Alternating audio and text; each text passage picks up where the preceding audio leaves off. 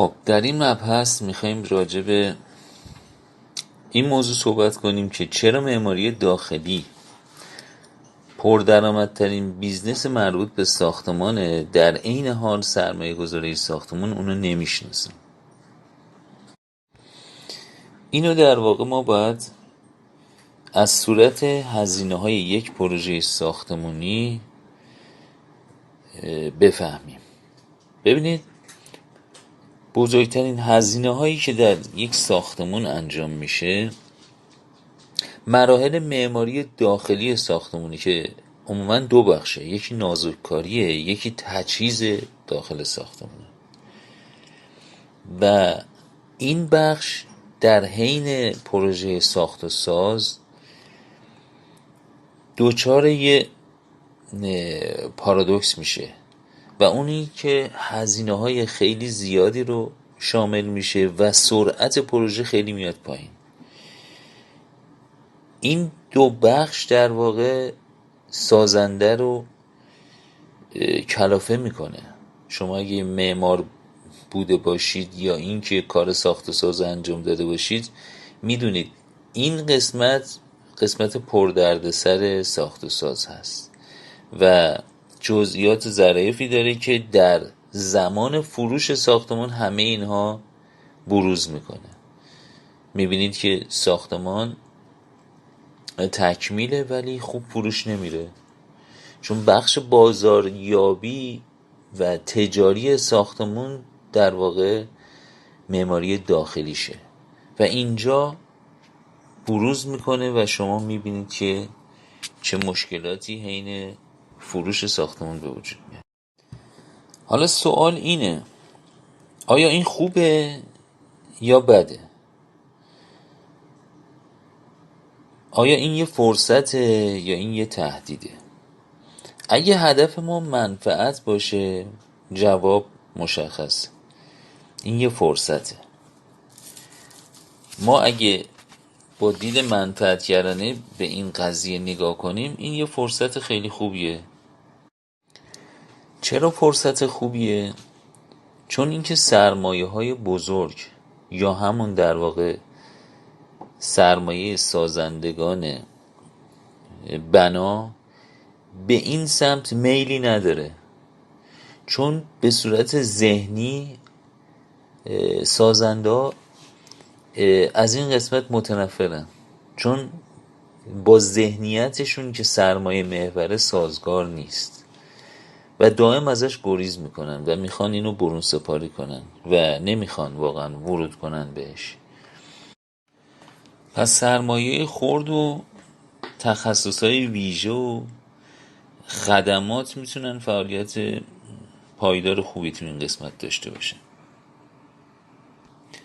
از طرف دیگه بالاخره این صنعت ساخت و ساز به شدت به این معماری داخلی وابسته است. گفتیم که بخش بازاریابی این صنف در واقع معماری داخلیش هست، یعنی معماری داخلی جزو تیم بازاریابی این صنعت است.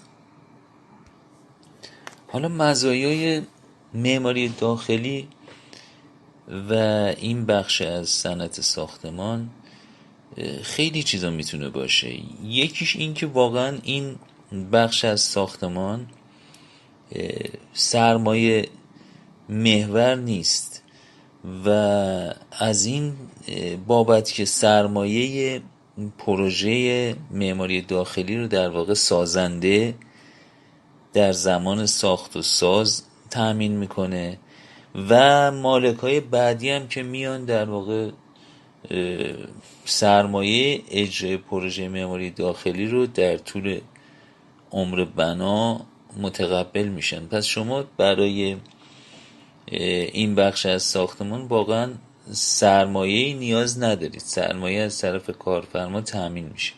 ولی اگه شما بخواید معماری انجام بدید و ساخت و ساز بکنید باید سرمایه کارتون رو خودتون فراهم کنید. کسی این سرمایه رو به شما نمیده و تا پروژه تموم نشه شما برگشت سرمایه نخواهید داشت. پس پروژه ها خیلی زود بازده هستن و اینکه شما شغلتون چون سرمایه محور نیست، درآمدتون بالاجبار لزومی نداره برگرده تو پروسه کارتون و میتونید اونو سیو داشته باشید، شناور، نقد و یا در جای دیگه سرمایه گذاری کنید. لزومی نداره برای پیشبرد کارتون خیلی از درآمدتون به عنوان سرمایه استفاده کنید. در ساخت و ساز و معماری اینطوری نیست. شما دائم احتیاج به افزایش سرمایه داری و این خودش واقعا کار رو سخت میکنه. و مسئله دیگه این که واقعا نسبت درآمد به سرمایه‌ای که شما توی این کار باید تزریق کنید اصلا قابل تصور نیست. یعنی در واقع شما سرمایه‌ای اصلا نمیذارید. اگرم دفتر کاری داشته باشید برای اینی که کار خودتون رو راحت تر کنید یا هزینه‌هاتون رو بیارید پایین و در طول کارتون اصلا باور کنید به دفترم احتیاج ندارید. شما رو با دفتر دستکتون نمیشناسن، با کارتون میشناسن و شما میتونید فعالیتتون رو همچنان داشته باشید. مسئله دیگه اینه که واقعا در طول عمر بنا یک بار معمار میخواد از ساخت و ساز درآمد داشته باشه، ولی شما به عنوان معمار داخلی هر بار که ساختمون تغییر کاربری میده یا در طول عمرش احتیاج به چندین بار بازسازی داخلی داره، شما منفعت میبرید و این کار محدود به یک زمان خاص نیست. پس از یه بنا که یک عمر مفیدی داره شما چندین بار میتونید کسب درآمد کنید و در کشورهای مختلف، شهرهای مختلف این میتونه شدت بیشتری پیدا کنه. بعضی شهرها اصلا اجازه نوسازی در بناها داده نمیشه به خاطر محدودیتی که در ارتفاع به وجود اومده. شهر به ترقی خودش رسیده و ارتفاع شهر قرار نیست بیشتر بشه و برای سازنده ها نمیصرفه که بیان ورود کنن به بخش ساخت و ساز اون محله ها و اون محله ها عموماً بلا تکلیف میمونه و صاحبان املاک مجبورن که در واقع داخل ساختمون رو نوسازی کنن که بتونن از بنا استفاده کنن و این فرصتهای خیلی زیادی رو به معمارای داخلی میده که بتونن کسب درآمد کنن و اینجور محله ها، اینجور شهرها فرصتهای خیلی خوبی هستن برای معمارای داخلی. شما اینم در نظر بگیرید که محدوده خاصی در کره زمین برای این شغل وجود نداره، چون ضوابط خاصی از سوی شهرداری‌ها و غیره برای این بخش از ساختمان قائل نشدن و احتیاج به مجوز یا گرید خاصی نیست. شما میتونید در هر شهری، در هر کشوری نسبت به فضای عمومی معماری مرسوم در اون منطقه فعالیت کنید و چیز خاصی مزاحم کار شما نیست. و مطلب دیگه این که نامحدود بودن متریالی که در معماری داخلی استفاده میشه و سلایق مختلفی که از هر نوعی که بخواید فکرشو بکنید در این قسمت از بنا انجام میشه واقعا شما رو نامحدود میکنه و سبک و سیاقی که شما برای اجرای پروژهاتون به کار میبرید مخاطب خودش رو پیدا میکنه و میتونید با اون شیوه کار خودتون پیش ببرید کارو. شما در بحث ساخت و ساز وقتی ضوابط ساخت و ساز هست، عموما با یه شیوه ساختمون ها ساخته میشن در هر منطقه، و چیزی که ساختمون رو متفاوت میکنه همون معماری داخلیشونه.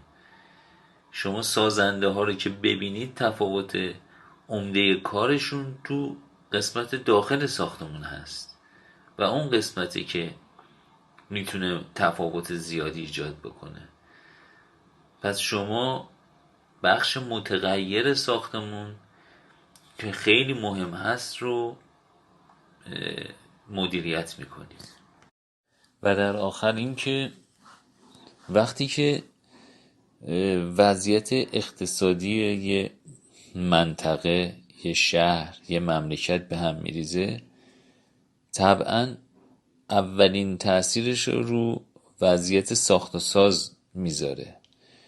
شما در بحران اقتصادی میبینید که ساخت و ساز تحت تأثیر قرار میگیره و از رونق میفته. یعنی به صرفه نیست که سازنده ملک بسازه. با مرور زمان قدرت خرید مردم وقتی کم میشه، مردم نمیتونن ساختمون جدید بخرن، پس مجبورن هر چیزی که دارن رو نوسازی کنن و استفاده کنن. در این مواقع واقعا کاروبار معماری داخلی رونق پیدا میکنه، در حالی که صنعت ساختمان از بابت اون بحران اقتصادی آسیب دیده، ولی معماری داخلی رونق پیدا میکنه و این یک چیز خیلی خوب و یک فرصت مناسب برای معمار داخلیه که فعالیتشو بیشتر کنه. پس بحران اقتصادی میتونه باعث رونق معماری داخلی بشه و این تفاوت‌ها رو شما میتونید در حین کار ببینید. و جالب این که وقتی بازار ساخت و ساز هم رونق پیدا میکنه، باز معماری داخلی رونق جدیدی پیدا میکنه، به این صورت که تو پروژه های ساخت و ساز کار برای معمار داخلی زیاد میشه. یعنی چه در حالت رونق چه در حالت بحران، معمار داخلی با تغییر شیوه کارش و هدف گذاری روی مشتری خاص میتونه درآمد خیلی خوبی داشته باشه. زمانی که ساخت و ساز رونق داره روی سازنده ها تمرکز میکنه و زمانی که ساخت و ساز رونق نداره روی مالکایی که صاحب املاک هستن روی اونها تمرکز میکنه و این میتونه همیشه یه معمار داخلی رو فعال و صاحب درآمد بکنه.